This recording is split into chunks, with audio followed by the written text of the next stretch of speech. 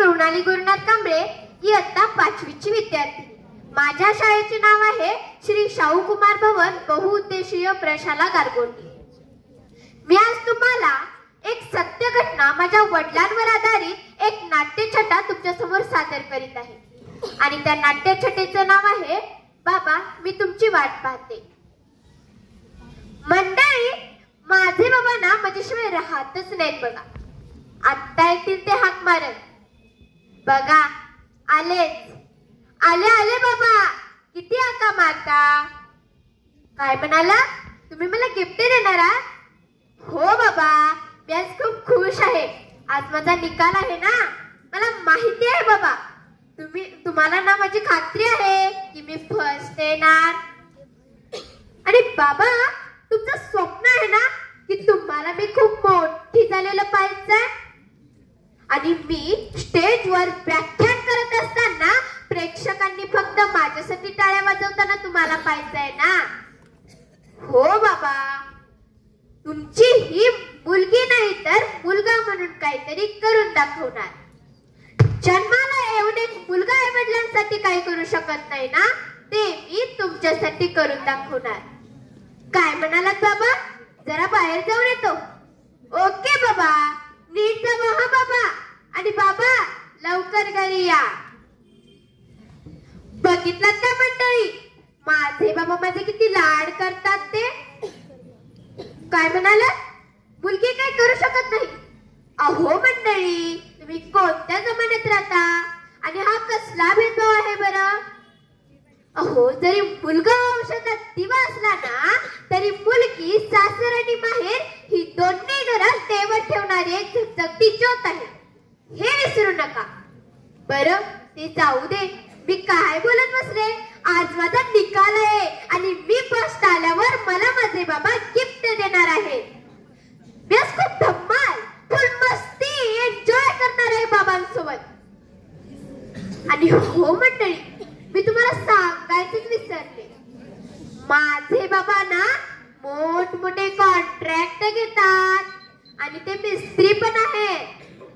आणि बरं का मंडळी, माझे बाबा ना मला नेहमी सांगतात, काम कोणतंही असो ते करताना लाजायचं नाही, फक्त प्रामाणिकपणे करायचं, असं म्हणतात।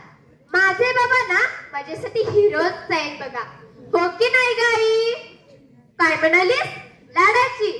हो, आहेच मी माझ्या बाबाच्या लाडाची, कारण ज्या वेळी कोणत्याही स्पर्धेत, परीक्षेत, वक्तृत्व स्पर्धेत, कथाकथन, स्केटिंग इत्यादींमध्ये फर्स्ट आले ना, त्यावेळी मला माझे बाबा काही ना काहीतरी गिफ्ट देतात। माहित आहे ना तुला आई? काय म्हणालीस? जेवायला? नाही नाही, मी ना आज माझे बाबा आल्यानंतरच त्यांच्यासोबत जेवणार। आई, मी ना बाबांनी आणलेलं गिफ्ट ना माझ्या मित्रमैत्रिणींना दाखवणार, साईडच्या काकूंना पण दाखवणार। काय म्हणतेस? मी बाबांना काय देणार आहे? अगं आई, बाबांनी मला सांगितलंय ना की तू खूप मोठी झालेलं मला पाहिजे। अगं, हेच तर त्यांचं खरं गिफ्ट आहे त्यांना माझ्याकडून। हे गिफ्ट मी त्यांना नक्की देणार। काय ग आई, किती सारख्या हाका मारतेस? थांब ना ग जरा। काय म्हणालीस? माझा निकाल लागला, मी फर्स्ट आले। येस आई, आई आधी बाबांना फोन लाव ना ग, पहिलं मला त्यांना सांगायचंय। आई लाव ना ग लवकर फोन, आई लाव ना ग फोन प्लीज। आई, तुला आठवते का ग, आपण एकदा बाबांसोबत पुण्याला वक्तृत्व स्पर्धेला गेलो होतो आणि मी फर्स्ट आले होते? काय म्हणालीस? बाबांनी मला सायकल गिफ्ट केली होती। हो गाई, माझ्या अजूनही आठवणीत आहे, कशी विसरेन मी? काय म्हणालीस? ऐतिहासिक ठिकाण ना? हो ग बाई, माझ्या सगळं लक्षात आहे बघ। बाबा ना आम्हाला ऐतिहासिक ठिकाणे दाखवायला घेऊन गेले होते। तुम्हाला सांगते ना मंडळी, मी इतकी खुश आहे, इतकी खुश आहे ना की कधी माझे बाबा येतील आणि कधी त्यांना घट्ट अशी मिठी मारते असं झालंय मला। आई, आई रिंग वाजते, बाबांचा फोन आला वाटतं, उचल ना गाई लवकर। कोणाचा आहे फोन? बाबांचा आहे ना? सांग ना गाई। काय म्हणतेस? बाबांचा? खरं सांगतेस का? काय म्हणत बाबा? कधी येणार आहेत? विचार ना गाई त्यांना, मी बोलू का त्यांच्याशी?